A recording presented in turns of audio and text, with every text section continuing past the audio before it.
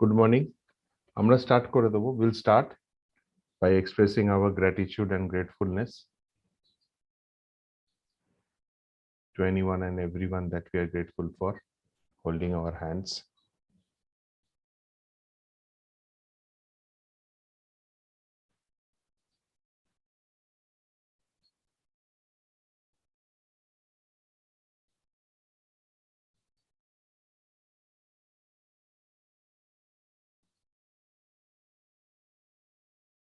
Thank you. Thank you so much. Thank you. Before we get into the practice today and the session, let us relax ourselves, relax our mind and body. And before we start the process of relaxing our mind and body, just 2 words about today's session. Today's session, I will be discussing something very interesting, which probably is unknown to many. This is about breath, and the topic that I would rather say there are lost facts about breath. Many things which were known in the past has been covered in the dust of knowledge and modern science. In fact, if you just know certain things about breath, that could be helping you immensely in your life, and that can change your lifestyle also, right? So what we will do is we'll relax ourselves, our mind and body. Request everyone to be on mute, please.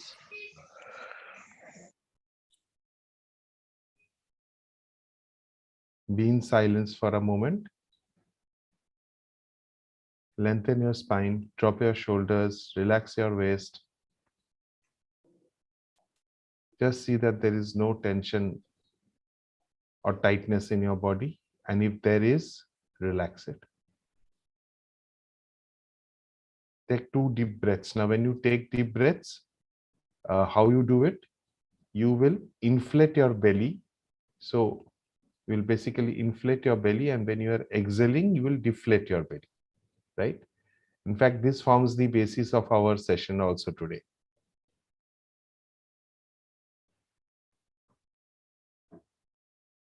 So take 2 deep breaths.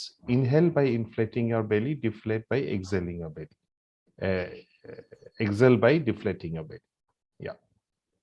So first deep breath.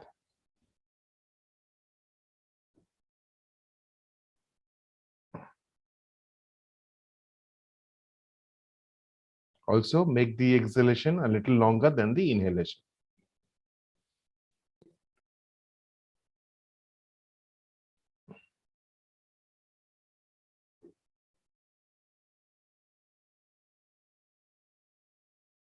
Invite you to feel relaxed.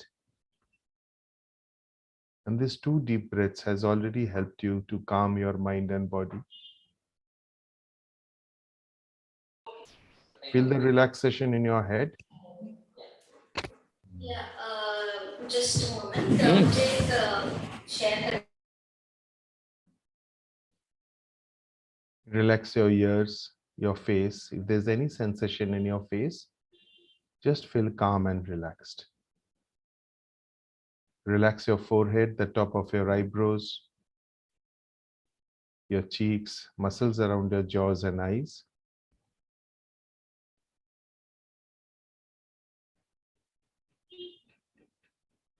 Soften your eyes.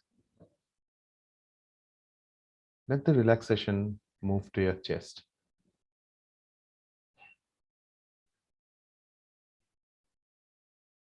Relax your hands. Wiggle your fingers a bit.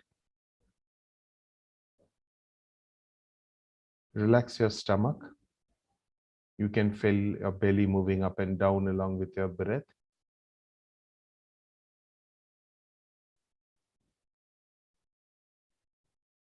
Relax your abdomen and your waist. And as you feel relaxed, and as you let the relaxation flow from the top of your head to the toe, you are aware of the sensations in your body.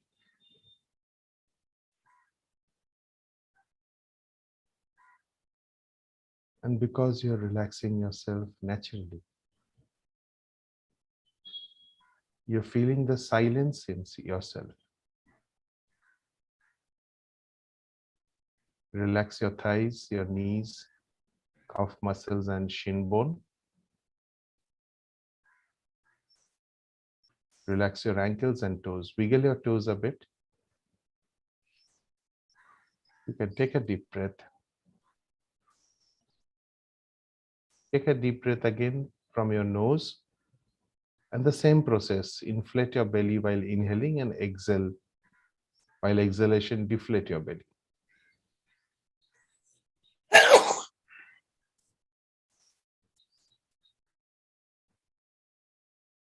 Let the relaxation now flow to the top of your shoulders at the back of your head. And let the relaxation flow to the top of your hips, relaxing the muscles around your spine. Wear a gentle smile on your face.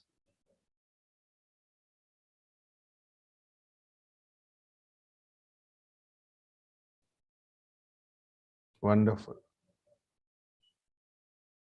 Be in silence for a moment.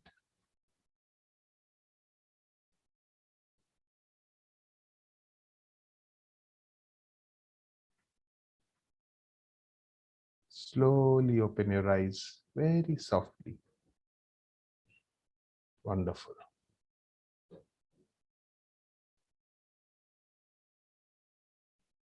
Thank you. So good morning for those who just came in.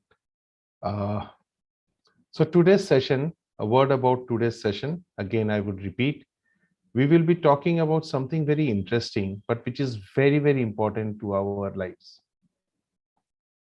It might interest you, it might not interest you, but the fact that is important cannot be ruled out. It is all about breath. Breath, what is the right way of taking a breath and the history behind it? The evolution of human beings and how it has affected our breath. Whether it is evolution in terms as far as breath is concerned or disevolution, we will discuss that also. I will be sharing with you some videos which would help you to understand the perspective. Uh, we are all aware that around 30 to 40% of the population suffer from asthma, suffer from fibromyalgia, suffer from depression, suffer from various other diseases. And one thing which I can share with you and which you will understand today is mostly caused by improper breathing. Mostly caused by improper breathing, and we are not even aware of that. We take care of our food, we take care of our diet, we take care of the exercise, right? However, one thing which is neglected by most of us, including me, is breathing. There has been a lot of research, there has been a lot of study, and you know that our Hindu and the Buddhist yogis and the Buddhist monks, they have done a lot of study on breath. And of late, since 1995, 1996, there are a lot of scientists and individual researchers and experimenters are also studying breath. How many of you are aware that many of us breathe from our mouth? Totally unaware that we are breathing from our mouth. And how dangerous it is? We will discuss about it. Before even moving ahead, I'll share with you a video. Now remember this name.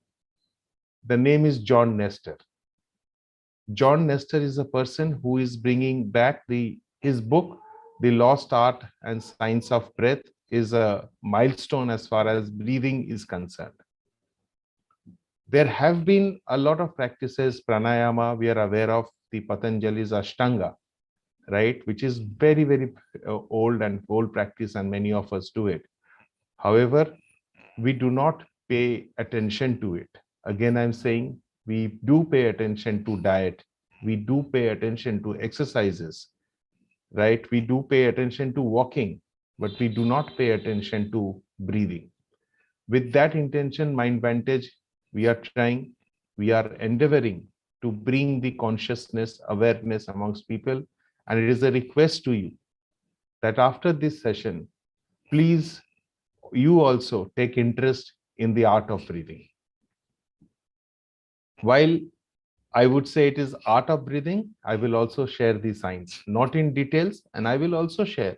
Today we will do a practice which will be helping you immensely in your daily lives. It's a very simple practice. Many of you ask me that there are so many breathing practices, which one do we do? Very simple, whatever suits you. However, you eat whatever you like to eat, right? Or if it's healthy, or it's your choice. Now the way you will breathe is your choice too. There are many pranayams, there are many practices which might help you. And after today, I can guarantee you your interest in breathing will increase manifold. So without spending much time, let me share this video with you. Now this video is taken, is a excerpt of the session that was in a float conference. The conference name was Float, and John Nestor was speaking. Now John Nestor, he actually follows a gentleman called Carl Stowe, about whom we will also understand and know. So for the time being, let me share the lost and art and science of breathing. Starting from the middle, because the previous ones would not be as, I mean, it's important. I'm sorry, there's a lot of noise near my house, but I really can't help it. So listen to this. Was very good, was very healthy. Poor breathing was really bad. And as a matter of fact... Okay, can you hear? Just say a yes or no. Yes, yes. Okay, so yeah, fine, thank you. How we breathe was also as important as how much we exercised. So this good breathing, that was very good, was very healthy. Poor breathing was really bad. And as a matter of fact, poor breathing habits were attributed to a number of chronic problems: hypertension, depression, chronic sinusitis, acid reflux. All of these things were either exacerbated or sometimes caused by poor breathing. So I realize this all sounds pretty wacko, but this was all clarified by dozens and dozens of different studies over decades and decades. So I thought I'd explore it a little more, and I heard that the only way to really understand what has happened to us, why we breathe so poorly now, is to understand our evolution. So I went to the University of Pennsylvania, to the Anthropology and Archaeology Museum, where they have one of the largest collections of pre-industrial skulls in the world. And one thing these researchers told me, they said, if you're going to understand breathing, you have to understand the mechanisms of it. And they said, of the 5,400 different mammals on the planet, why are humans the only ones with crooked teeth? If you look at chimpanzees, perfect teeth. This gentleman, the Bergerac macaque, perfect teeth. Marine mammals, guess what? They all have perfect teeth. Even my dog, I pinned her down, took a picture of her teeth, and they were perfect. Meanwhile, this is what we have. This is pretty common for young people to have teeth like this. And if we don't do anything about it, they can end up like this. So 80 to 90% of us have crooked teeth. Why? So the next question they asked me, they said, of the 5,400 different mammals, why are humans the only ones who have sleep apnea? Why are we the only ones that snore? Some bulldogs snore, but beyond that, humans are the only ones. 50% of us snore, and a quarter of us suffer from sleep apnea. So why? Why would this happen? I've always thought that crooked teeth, I thought that this was a genetic problem, but then I thought about it a little more, and my parents had great teeth, and I had awful teeth. Then I thought, sleep apnea, that's always a problem associated with obesity, but it's actually not. Tens of millions of skinny and normal weight people also have sleep apnea. So the answers, they told me, are in the human skulls. And by looking at evolution, all of this becomes clear. This is what we looked like about 1 million years ago. So you can see how broad the face is. If you could see his mouth, it would be huge, enormous nasal cavity here. About 300,000 years ago, looked pretty much the same, little skinnier, little slimmer, still a huge nasal cavity. You can see his remaining teeth here, perfectly straight. About 10,000 years ago, we looked like this. A lot skinnier in the face, still pretty broad, healthy, smaller nasal cavity. If you compare to Neanderthal with a human, Neanderthal is on the right, of course, you can see this forward facial growth, this prognathic facial growth here. This guy could breathe so easily, whereas humans were getting flatter and flatter. In the last 10,000 years, here's where things got really crazy. This is how we looked like about 8,000 years ago. This is about 2,000 years ago. And coming up here is how we looked about 300 to 400 years ago. So you see how much skinnier and how much longer our faces have become. But by far, the biggest change happened in the last 400 years. That's when we went from having this forward facial growth to having this retruded and recessed facial growth. So that's about 300 years ago, that's about 200 years ago, and now about 90% of us have a facial growth that is recessed and flat, much like mine. So if you drew a line from the top of the ears and a perpendicular line in front of it, almost every single ancient skull is above that line. And now about 10% of the population, or 5% of the modern population, is below that line, sometimes way below it. So here's another way of looking at it. This woman represents the sort of facial growth that we had about 500 years ago. As the centuries pass, she starts representing where we are now. So what happens when your face grows backwards and your mouth grows smaller? Teeth have nowhere to go, so they come in crooked. They have to fight for space. There's no room for them. About 300,000 years ago, this is the oldest human skeleton that we have. Check out its teeth. It's perfect. So this is a pre-human species, perfect teeth once again. So these guys didn't have dentists, they didn't have braces, they didn't have headgear or orthodontists or scope or Invisalign, and they all had perfect teeth. So although it may seem like it, I'm not here to talk about dentistry. I'm not here to talk about the merits of facial growth. Everyone is beautiful in his or her own way. This guy has been talking about this stuff for 60 years and no one has listened to him. In the last 10 years, this is John Mew. Last 10 years, researchers are finding that he's been almost entirely true. His son, Mike Mew, is now doing some amazing research. So is Ted Belfour and Mariana Evans and on and on and on. But what I'm here to talk about is how all of this shrinking in our mouths and our faces has affected our breathing. Because guess what else shrinks? Our airways. So what you're seeing right now is what has happened to the airways in humans. This is why we have sleep apnea. This is why we have crooked teeth. And this is why we can't breathe right. And this is also why, one of the main reasons why we have so many chronic problems. I just looked up sleep apnea on a good friend PubMed here, and there's like 7. So are you guys depressed yet?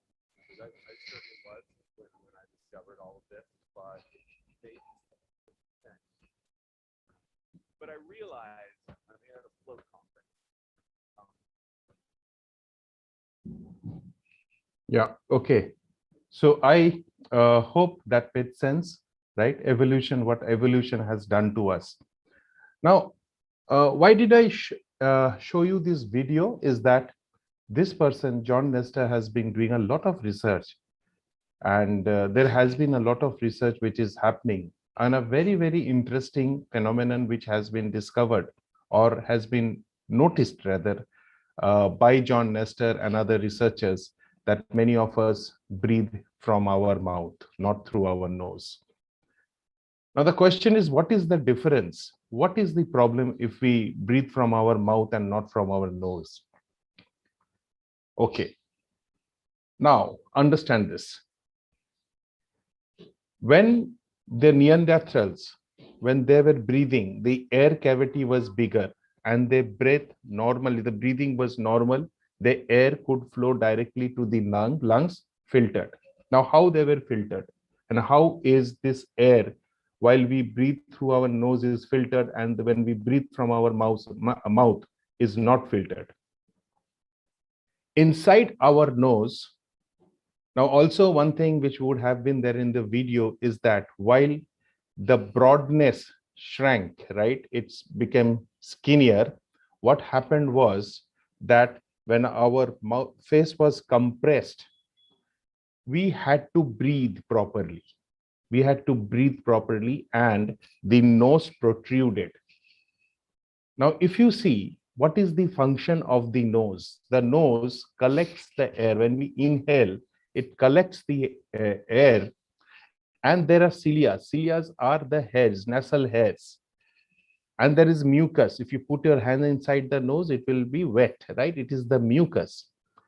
Now, when you breathe, the air, which is little cooler, it can be a little cooler or warmer, it gets inside your nose and it gets heated in the nose. It gets heated in the nose, and the cilia, the nasal hair, it filters the air which comes in. It filters the air which comes in, and the nasal hair actually starts from the base of your nostrils, almost here till here. And the function of the cilia is not only to filter, but to move the air, push the air inside the trachea. Trachea is which moves the air in the lungs.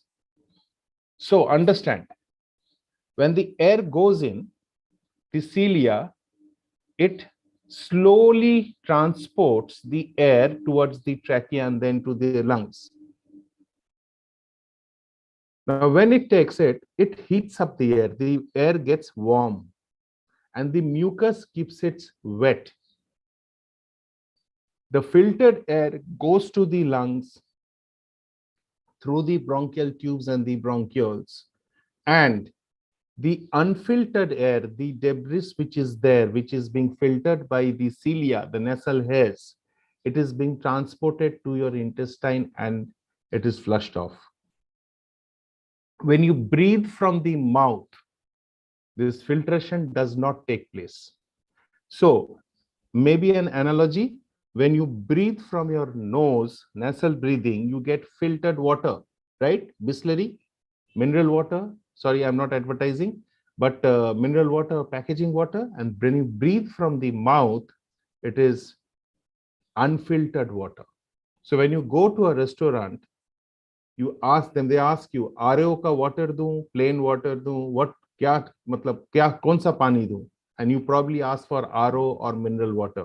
If they tell you that's a tap water do, ya RO do, ya mineral water do, you will certainly not choose tap water. But tell you what, when we breathe out from our mouth unawarely, we are actually taking unfiltered air into our lungs.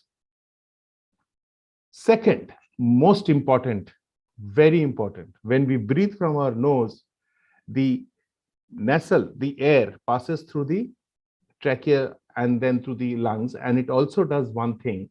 It activates the sinuses, the paranasal sinuses. I'm not wanting to use many scientific terms. I'm not even aware of the many scientific terms, but just making you aware what happens. They produce nitric acid.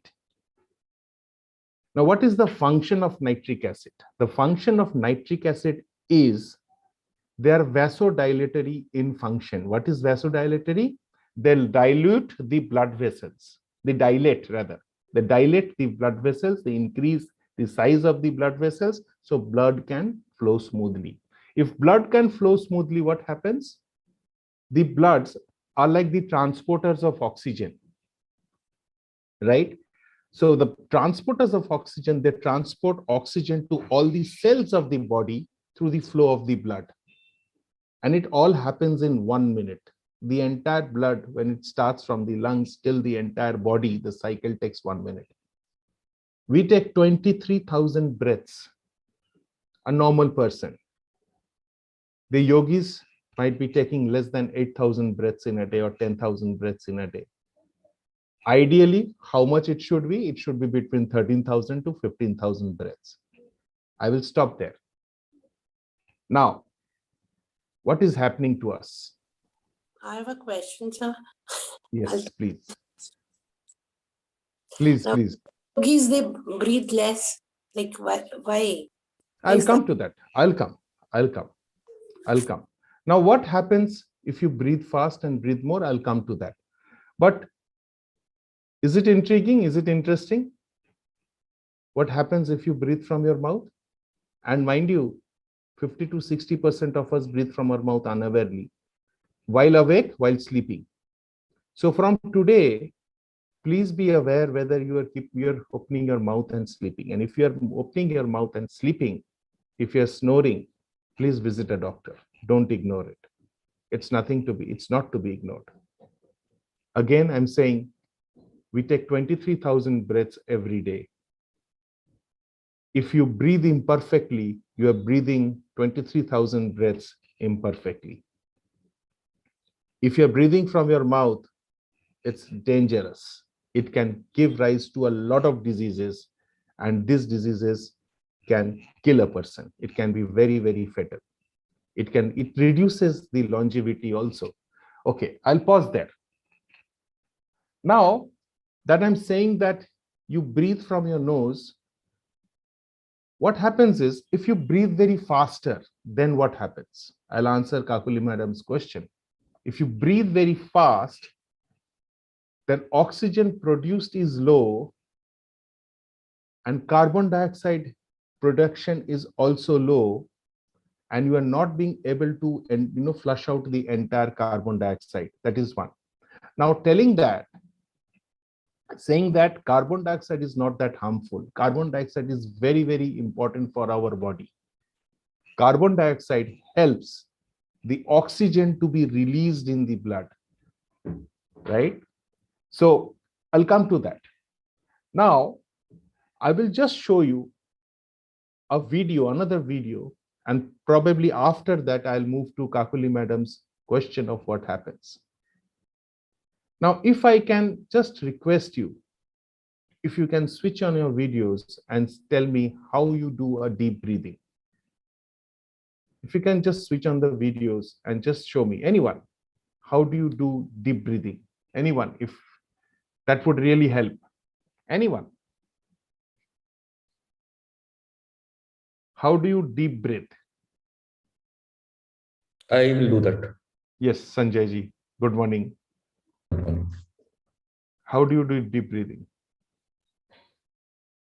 Okay, I will pin you. I'll put you in the spotlight. Just a minute. Yeah. So you can pin Sanjay ji and see how he does deep breathing. Yes, Sanjay ji.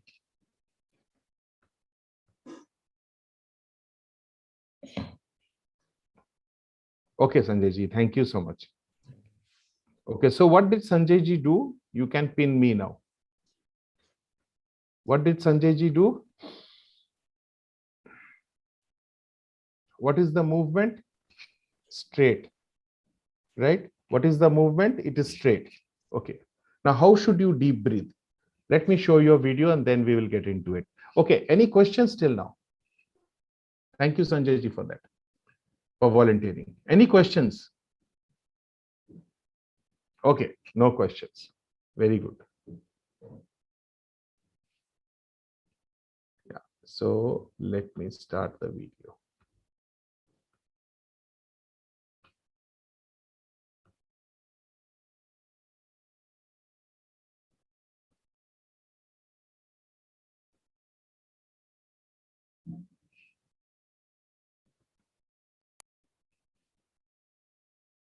You don't need sound over here, but still, can you see the video? Is it visible? Yes, yes, it is. Okay, see, this is how we breathe, and this red object you see, it's called the diaphragm, and this is the rib cage, right? So when we inhale, what happens, and when we exhale, what happens? Just see.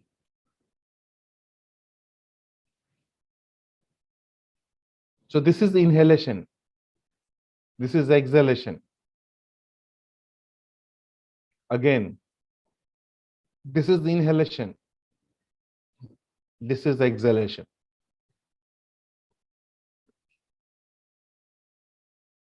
Just once more, inhalation. So when you inhale, the lungs expand. When you exhale, now exhaling, the lungs shrink, right? Okay. Any questions? Any questions? Anything that you would like to share? This is what happens when you breathe. Now, when you are breathing, if you So if you're breathing straight, right? And if you're breathing from your belly, there is a difference. When you're breathing from the belly, what happens is there is the diaphragm moves in perfectly. So when you exhale, the diaphragm moves upwards, shrinking the lungs. However, thank you, Sonali. So, however, what happens is when we exhale, we do not exhale completely. Understand this. We do not exhale completely. So if you breathe very fast, there is still air inside.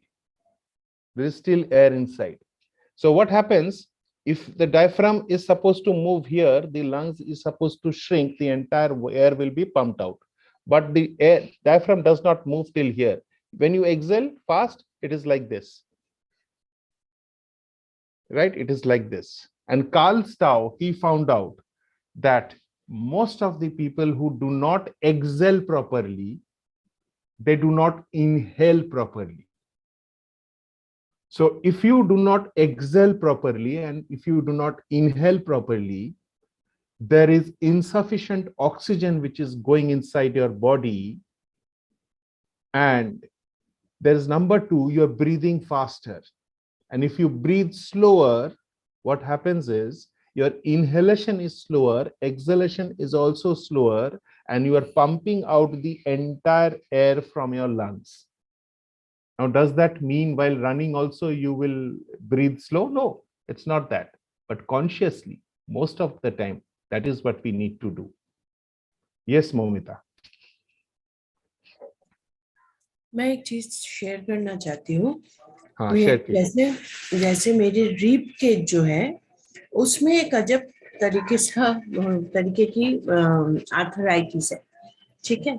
तो जैसे diaphragm नीचे होना चाहिए और rib cage will be expanded, right. जब मैं inhale करूंगी तो वो रीप केज पूरा एक्सपैंडेड नहीं होता है। दैट इज वाई क्या होता है, लंग तो एक्सपैंड कर गया तो उसके ऊपर एक प्रेशर क्रिएटेड होता है and then it creates tremendous pain. आपको लगेगा कि ये लाइक हार्ट अटैक हुआ है। मैंने देखा है कि जब मैं ये बेली ब्रीदिंग प्रैक्टिस करने लगा, और ऐसा भी हुआ है कि मैं रास्ते पे I was feeling like I will be falling right now, ऐसा पेन। तो अगर आप ये बेली ब्रीदिंग करते हो, मतलब मेरा जो एक्सपीरियंस है, स्लोली करते हो तो दो चीज हेल्प होता है। नंबर वन इज वो प्रॉब्लम थोड़ा कम होता है, क्योंकि एकदम रिलैक्स्ड वे में मैं ब्रीथ कर रही हूँ तो वो जो रिब केज के ऊपर वो जो लंग एकदम क्या बोलूं उसके ऊपर एक प्रेशर क्रिएट हो रहा है, वो ग्रेजुअली कम होता है, नंबर वन। और नंबर टू, ये मैंने प्रैक्टिस किया है, I have learned it from somewhere else, कि आप अगर स्लोली ब्रीथ करते हो और जिस पॉइंट पे आप मतलब आप इनहेल किए और उसके बाद आप एक्सेल जब कर रहे हो, उसके बीच का जो पॉइंट है, मतलब जहां से एक्सेलेशन शुरू हुआ उसके ऊपर अगर कॉन्सेंट्रेट करते हैं तो मतलब बहुत जल्दी प्रॉब्लम सॉल्व हो जाता है हमारा, डिस्ट्रैक्शन का, एंजाइटी का और पेन का भी। So I have tried it. तो स्लो ब्रीदिंग का ये एक फायदा होता है कि I am just concentrating on that point कि कहाँ से ये इनहेलेशन कंप्लीट हुआ एंड एक्सहेलेशन शुरू हुआ। That was my experience which I wanted to share. Thank you so much, Momita. Yes, that definitely helps. And slow breathing. So I will be explaining to you a technique where you will not have to breathe. Breathing will happen. Inhalation, you just inhale. It is like that. You don't have to do inhalation or anything. Anyway, I'll come to that. Thank you, Momita, for sharing that. So if you see what I was discussing, what was that you do not completely, exhale properly. Now, what happens if you exhale properly? Now, let us see, right?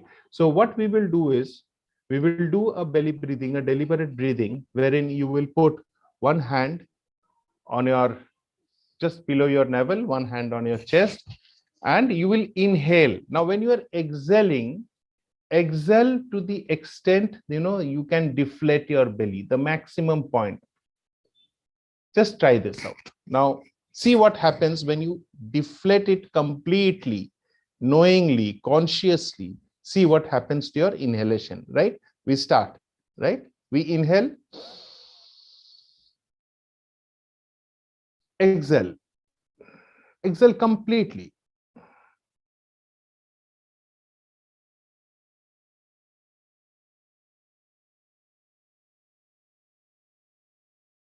Now, what happens when you exhale completely? What happens? Your inhalation is deeper. Let us do it again.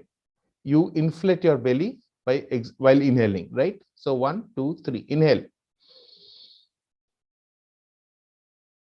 Exhale.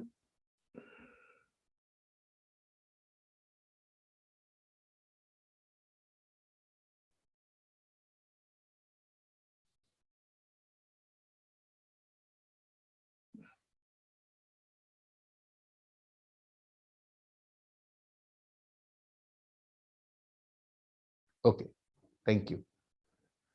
Now, another exercise which I would want to do, just a contrast. Keep your hand on your chest and belly and inhale. And exhale fast.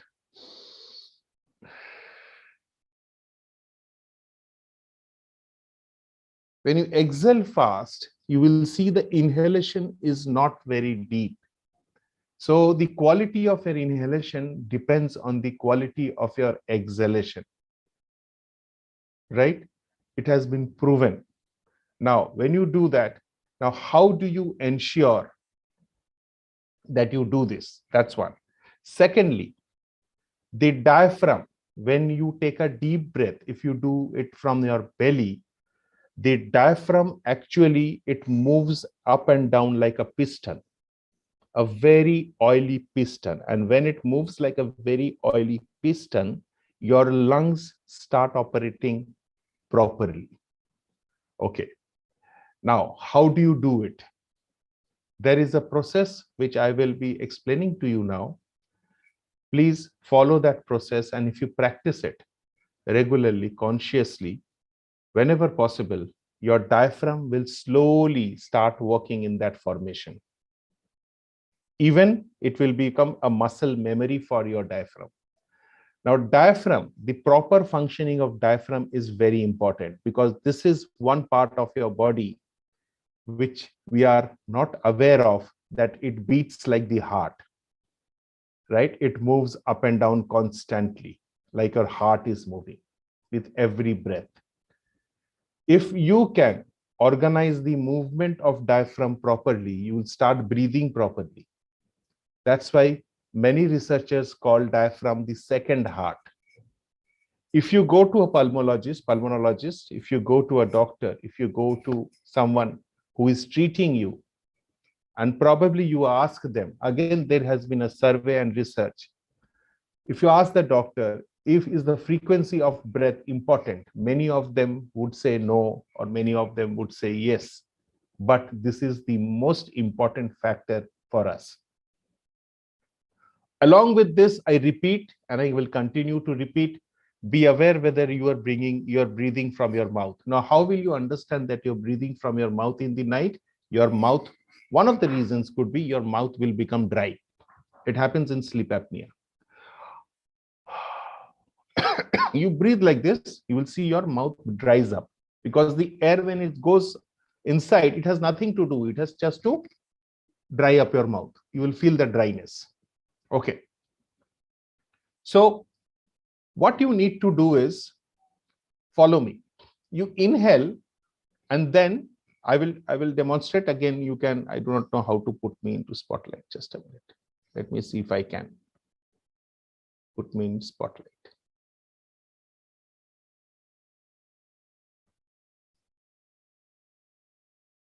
Yeah, I put myself into spotlight, right? So I inhale first. After inhalation, I will count 1, 2, 3, 4, 5, 6, 7, 8, 9, 10. Repeat it. Now see what happens. 1, 2, 3, 4, 5, 6, 7, 8, 9, 10.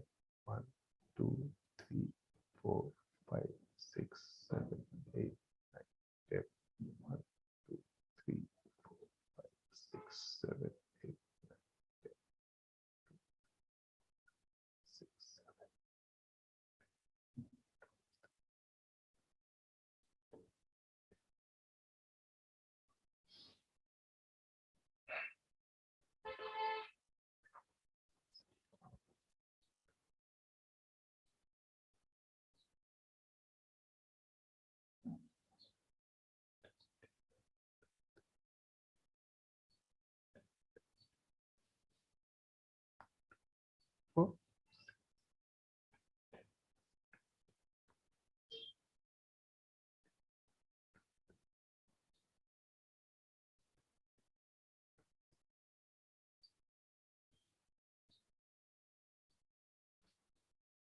Okay. So what did I do? What did I do? While inhaling, I inhaled and then I started counting. So what does this counting? You can do anything, right? This counting, I just show you an example. You can chant a mantra, you can do affirmations. I am okay, I am great. You do slokas, you do whatever. What happens is you are exhaling. You are exhaling very slowly.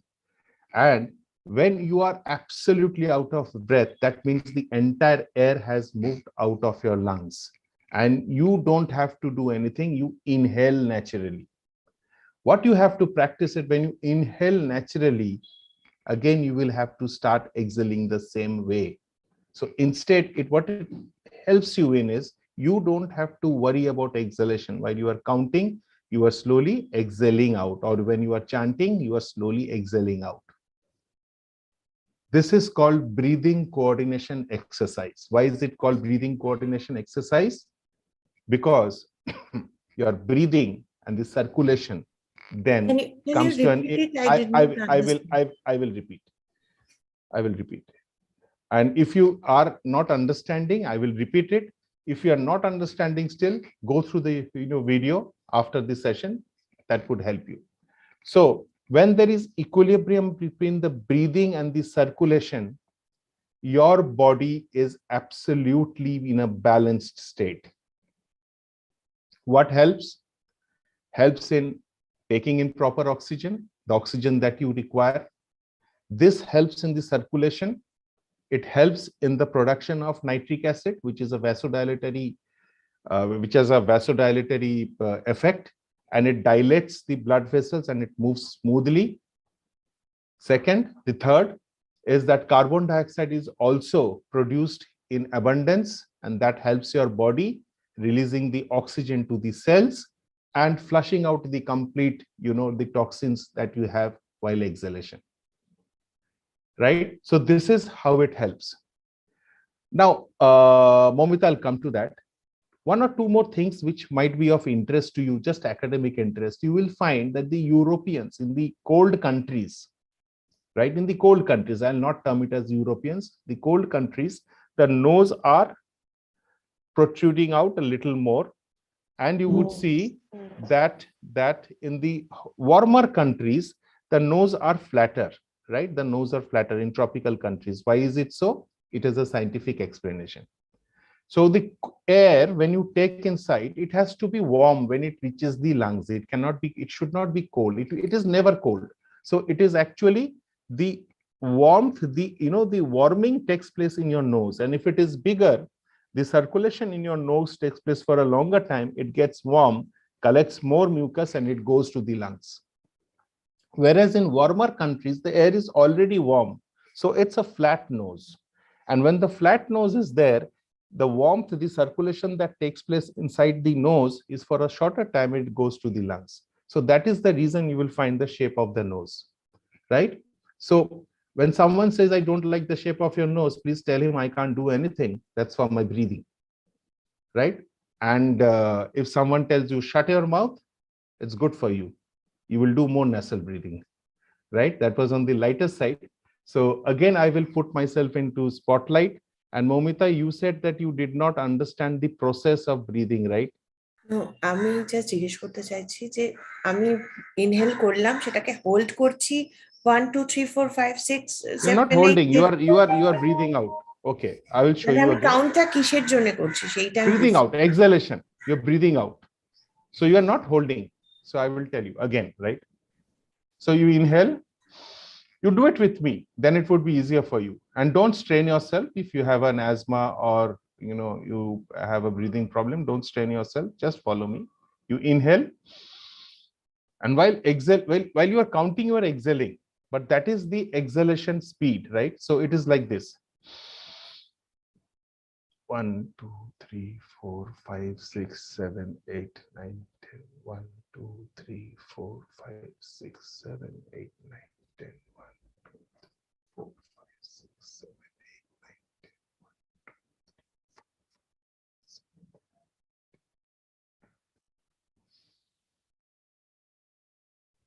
So you are exhaling, and when you are out of breath, almost near out of breath, suit yourself, then the inhalation will automatically happen. Is that clear, Momita? Yes. Counting, like we should be counting out up to how much? Like No, when no. You count. This is okay. I'll explain. It's need not. So, say for example, okay, I'll explain to you. Again, I'll explain. It is nothing. Counting has nothing to do with it. It is just slow exhalation. But if you do this, the exhalation will be slower. You can chant a mantra also. I will again show you. Inhale. नामे में हो रेंगे क्यों नामे हो रेंगे क्यों नामे हो रेंगे क्यों नामे हो रेंगे क्यों नामे हो रेंगे क्यों नामे हो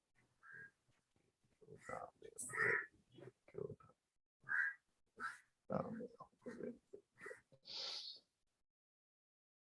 नामे हो रेंगे क्यों नामे हो रेंगे क्यों नामे हो रेंगे क्यों नामे हो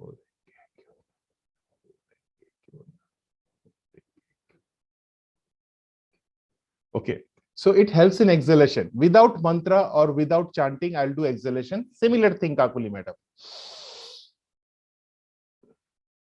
I'm exhaling now.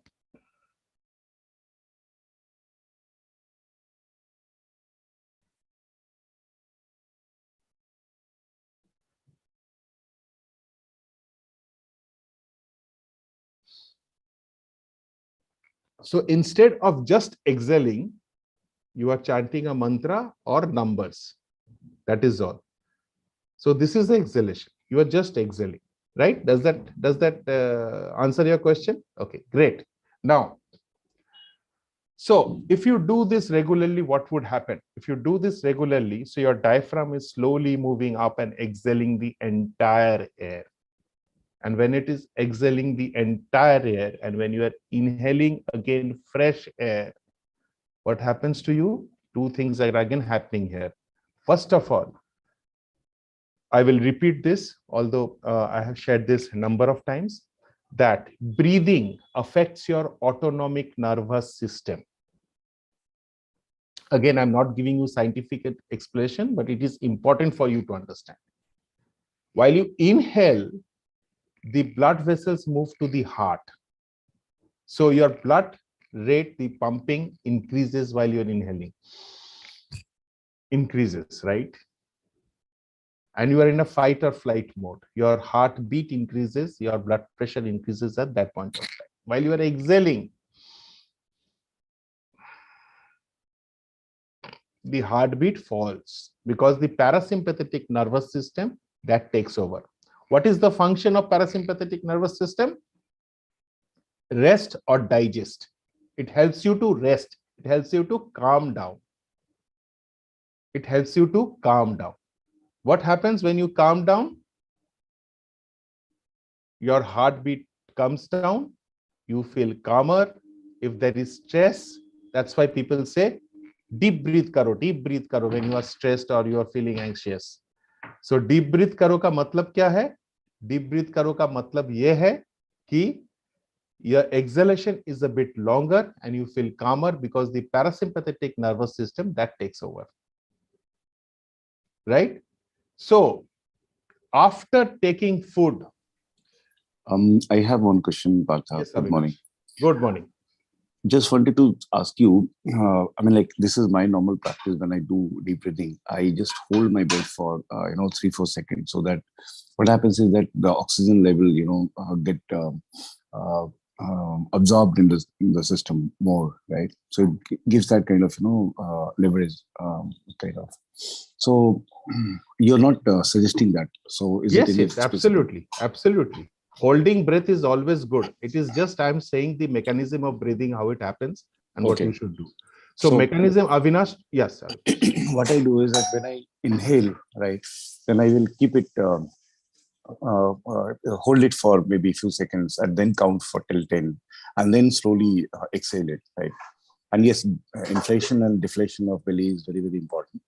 At the same time, when we do deep breathing, I also keep a point that to to increase my diaphragm, right, by default. What I do is that I hold my diaphragm by both my palms on the side of the, so my position will be like this. I mean, it will be, the hand will become, greater than or less than braces, right? So on the side. So then what happens is by This is default. what you do. This is what you do. No, keep that thumb at the back. Yes. Okay. So this, Avinash, it's a very good point. Sorry, I'm interrupting you. Mhm. This is the practice of Ujjayi Pranayama. Okay. So when you do Ujjayi Pranayama, if you see my videos for last week, the Ujjayi Pranayama is there. So this was one of the ways. This is the second. And the third is this. Right, correct. Right. So what happens? Your diaphragm is worked on. Very good. Correct. Thank you, Avinash. Right. Thank you for bringing it out. Yes. Second thing I just wanted to highlight here is that for some ladies, he said that there is a problem. So what we normally do is that we keep this diaphragm open by default. Second thing is that when we inhale or exhale, we keep all the nostrils working. So when we do pranayama, right? So we close one nostrils and then take it inside, then exhale it from outside. So this is in kind of pranayama we do. That helps because the heart also has two parts, right and left. So when you take in from the right side, the right side of the heart, that gets a lot of pumping. So you increase the pumping, that is how, and then it helps the lungs to absorb more and more oxygen within your body. Yeah. So just a small observation. So Yes, Avinash, yeah. and these are two very important points which you have brought out. In fact, let me share with you a very interesting fact that, as Avinash said, that breathing from both the nostrils. Generally, what happens is one of the nostrils is dormant during the day. Again, there is a changeover 30 minutes to 3 hours, right? Correct. So if you see, like right now, I think my right nostril is very active. What happens? And there is a scientific, again, it is very, very scientific, right? It is to do with anatomy. So if you're breathing from right nostril, it actually touches the left brain. Left brain is the logical part. When you're breathing from the left nostril, that affects the right, which is the emotional part or the creative part. Now, when you breathe like this,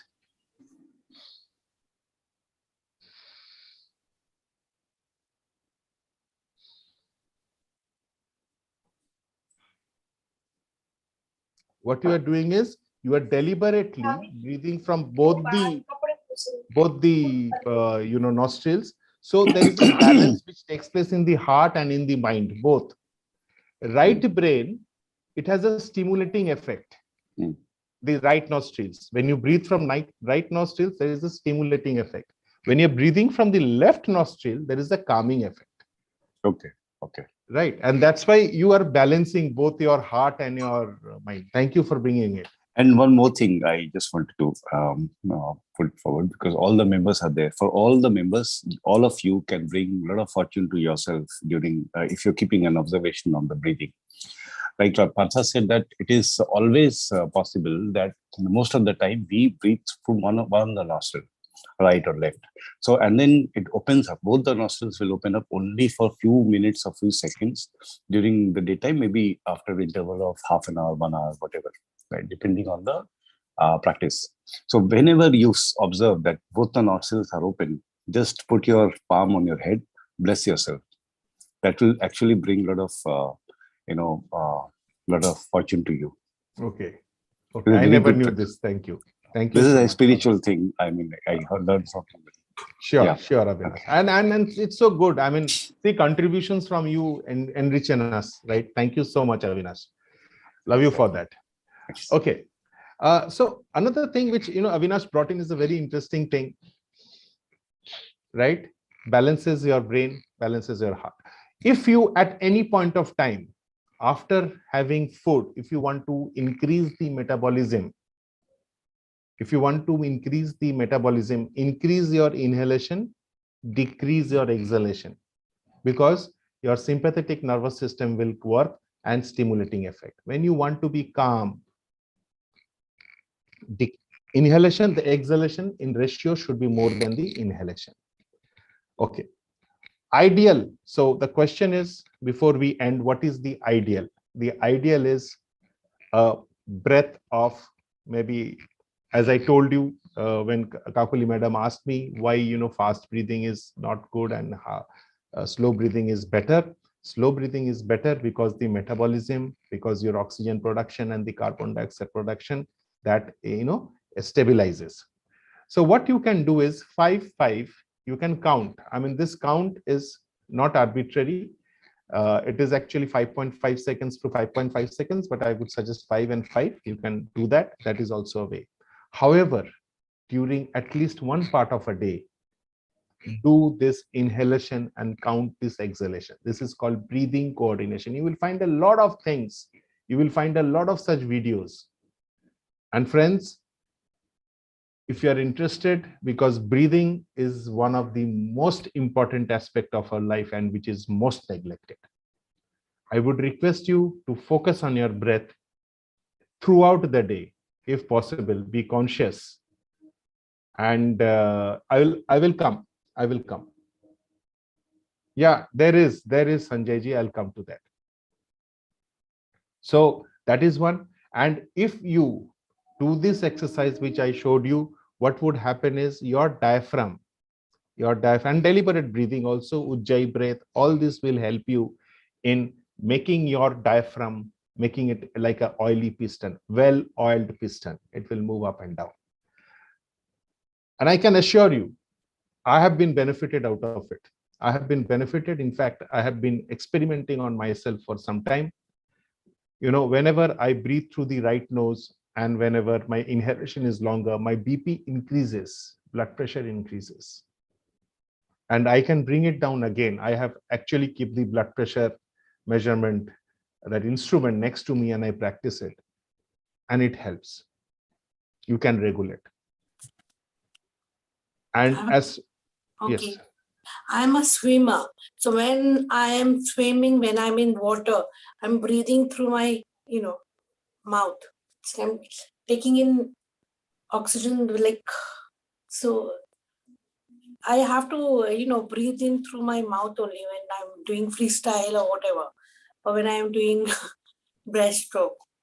So that's so you should practice nasal breathing and this breathing after the swimming. So this is also very interesting. We can connect sometimes either offline, or I can we can connect next Sunday, and I will be explaining to you how athletes and swimmers and runners, how this affects them.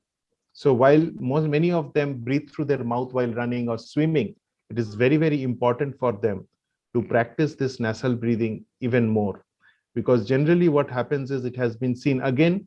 I will referring this book to you, and this can be a life-changing experience, The Lost Art and Science of Breath by John Nestor. Go through that book. It will give you a lot of revelations.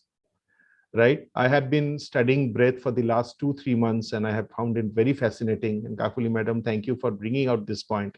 So, I mean, many swimmers cannot do this. So what swimmers do, right? So Many swimmers also breathe through their nose. It is not that they don't breathe through their mouth. But if you're doing it, I do not know, but if you're doing it, then you practice this exercise at least twice or thrice in a day. That would help you. That would help you. Right? And there are indications, there are world champions who have this challenge. Right? So that's about it. And Sanjay ji, yes, hand mudra and touching your tongue, touching the upper palate of your mouth with your tongue, it does help. That helps in actually stabilizing your mind, because whenever you think something, your tongue moves. So when you attach your tongue to the upper palate, your mind stabilizes, your mind calms down, and the breathing also, if you see, that drops. Hand mudras, there are many hand mudras which are being practiced by yogis, and they are practiced during pranayams, which help us to regulate breath.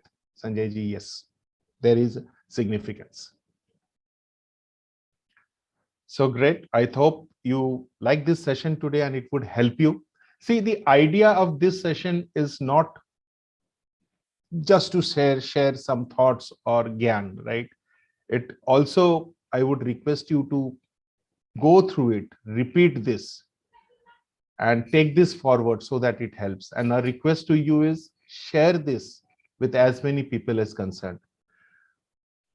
And I'm very, very happy to share with you that next week, MindVantage would be completing its first year when we started the daily mindfulness practice and also the Sunday practice.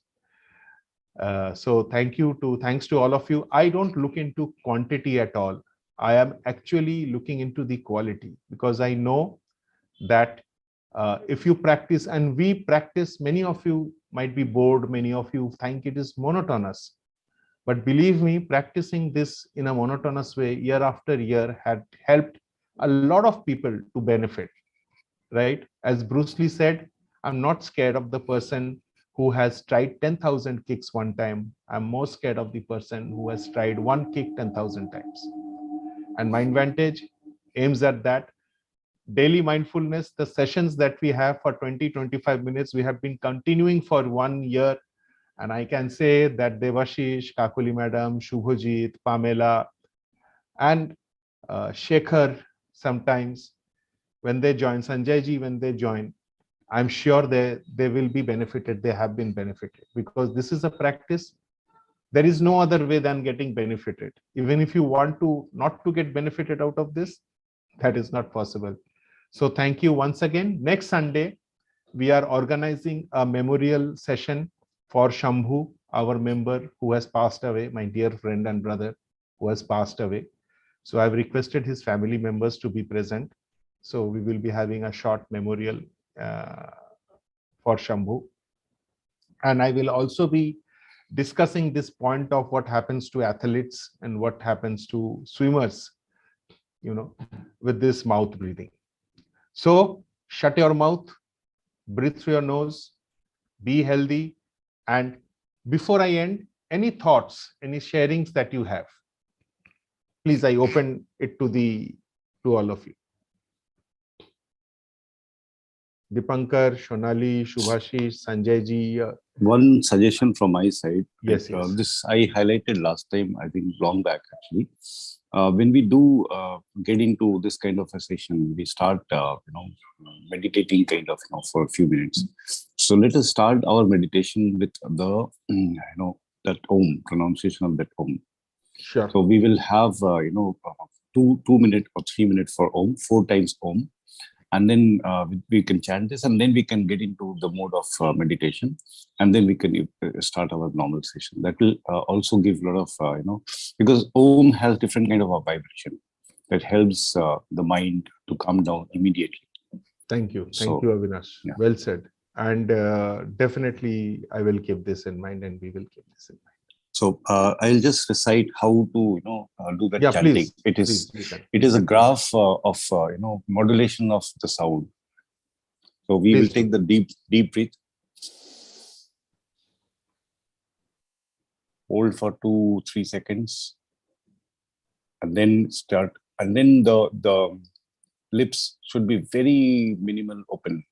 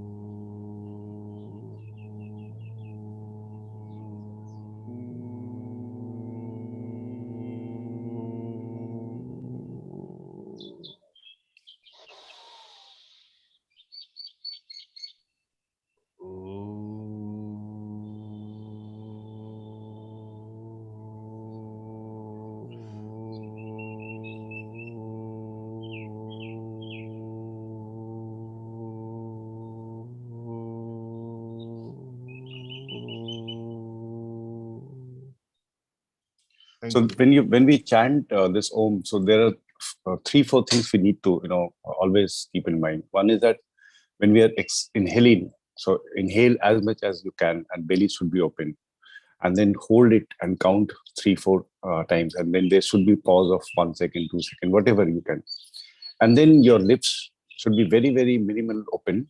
It should be actually visibly touching each other. Then you start exhaling from your mouth, and then there will be this kind of a sound that will come. Then you have to, in between, you have to start modulation. When you do start modulation, so then you have to open your mouth a little bit more and more, and then close it a little bit more. So opening and closing will give that kind of modulation.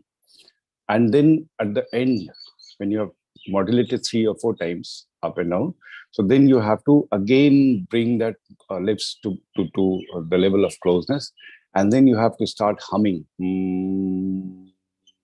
Okay.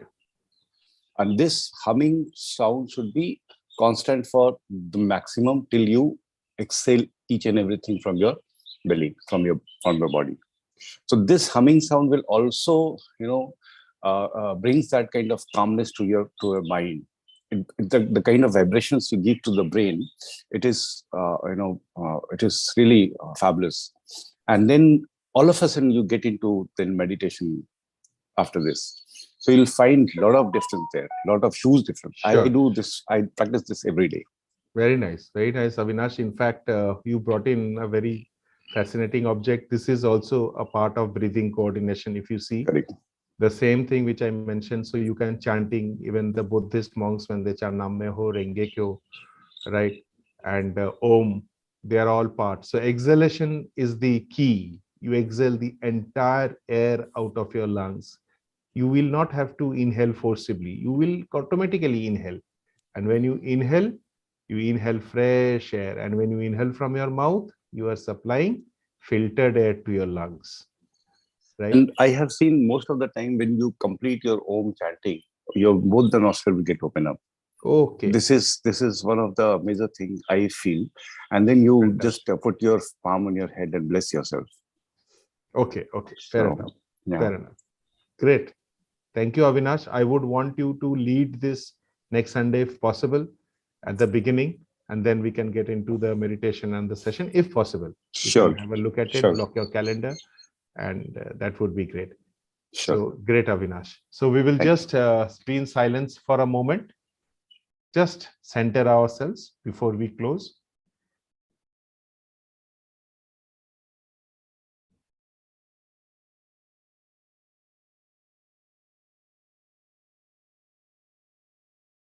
Thank you. Om Shanti. Let today be the happiest day. For those who are interested, we join every day morning at 7:15 till 7:35. Do join us. Be healthy, be safe, enjoy your Sunday. Thank you. Thank you. Bye. Thank you. Bye. Bye.